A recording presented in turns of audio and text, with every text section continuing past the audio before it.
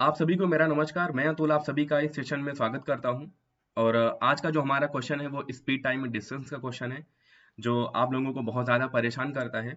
और इस क्वेश्चन को हम कैसे विद इन 5 सेकेंड में सॉल्व कर सकते हैं, ये मैं आज आपको बताने वाला हूँ। राइट। सो आप इस क्वेश्चन को पढ़ लीजिए। मैं एक बार आपको पढ़ के बता देता हूँ कि ये क्वेश्चन क्या है, और हम फिर मैं बाद में आपको बताऊंगा कि कैसे ये क्वेश्चन आप 5 सेकेंड के अंदर सॉल्व कर सकते हैं। एक ट्रेन है जिसे चारबाग स्टेशन से गोंडा स्टेशन तक जाना है, और 7 किलोमीटर चलने के बाद में उसका एक्सीडेंट हो जाता है, जिससे कि अब वो अपनी यूजुअल स्पीड के 5/6 पार्ट से चलेगी, जिससे जो उसका यूजुअल टाइम था पहुंचने का, उससे वो 1 घंटे 12 मिनट लेट से पहुंचती है। लेकिन फिर ये कहा जा रहा है कि अगर ये एक्सीडेंट 50 किलोमीटर आगे हुआ होता, तो इस कंडीशन में वो ट्रेन अपने यूजुअल टाइम से सिर्फ 1 घंटे ही लेट पहुंचती। तो आपको ये बताना है कि ट्रेन की नॉर्मल स्पीड क्या है। तो आपको, अगर मैं शॉर्ट ट्रिक की बात करूँ, तो आपको कुछ नहीं करना है। इस क्वेश्चन में आपको सिंपली क्या करना है कि जो आपका यूजुअल टाइम यहाँ पे दिया है 5/6 जैसे दिया हुआ है, ठीक है। तो ये 5/6 क्या है, ये यूजुअल टाइम का 5/6 पार्ट, ठीक है। तो आपको सिंपली क्या करना है कि इसके बीच का आपको डिफरेंस निकालना है। डिफरेंस कितने का है, 1 का आया है, ठीक है। और यहाँ पे ये जो टाइम दिया होगा पहले पहुंचने का और जो बाद का टाइम दिया होगा पहुंचने का, इनके बीच का डिफरेंस निकालना है, जो कि कितना है, 12 है। तो एक रेशियो की वैल्यू बराबर किसके हो जाएगी, 12 के बराबर। और आपको बताना है usual speed, means usual speed कितनी है, यहाँ पे 6 है, तो 6 रेशियो की वैल्यू बराबर किसकी हो जाएगी, 72 के। और यही आपका आंसर हो जाएगा। तो विद इन 5 सेकेंड में आप इस क्वेश्चन को कर सकते हो। अब मैं क्यों ऐसा बता रहा हूँ आपको, मैं ये भी एक्सप्लेन कर देता हूँ। यहाँ पे ये लखनऊ का चारबाग स्टेशन है, यहाँ से चलना स्टार्ट किया, 7 किलोमीटर चली और एक्सीडेंट हो गया यहाँ पे, ठीक है।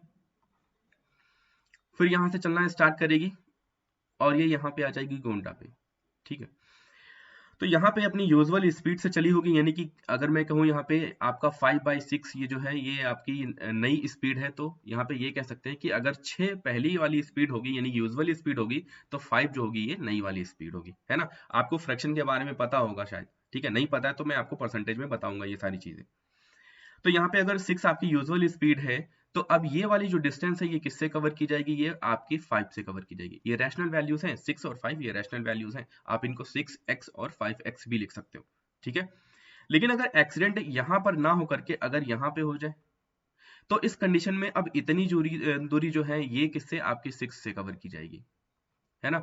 और ये वाली दूरी जो है ये 5 से कवर की जाएगी।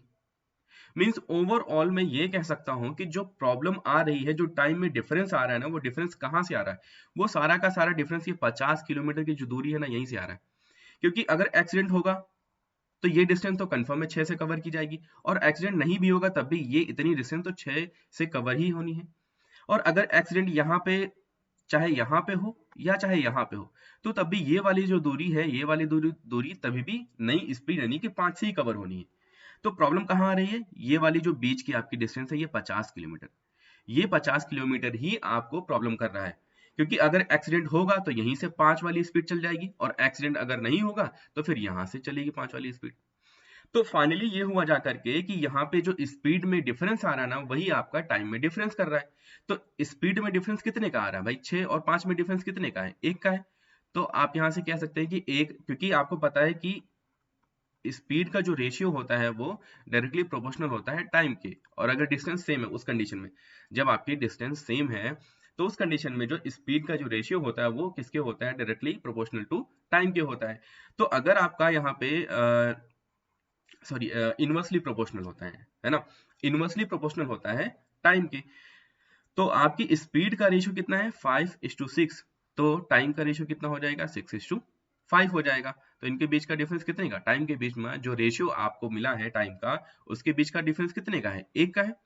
तो यहाँ से 1 रेशियो की वैल्यू 12 के बराबर है, 6 रेशियो की वैल्यू 72 के बराबर हो जाएगी। आई होप आपको ये समझ में आ गया होगा। तो ऐसी ही ट्रिक्स हम लेकर के आते रहेंगे, तब तक कि आप अपना ख्याल रखें और खुश रहें।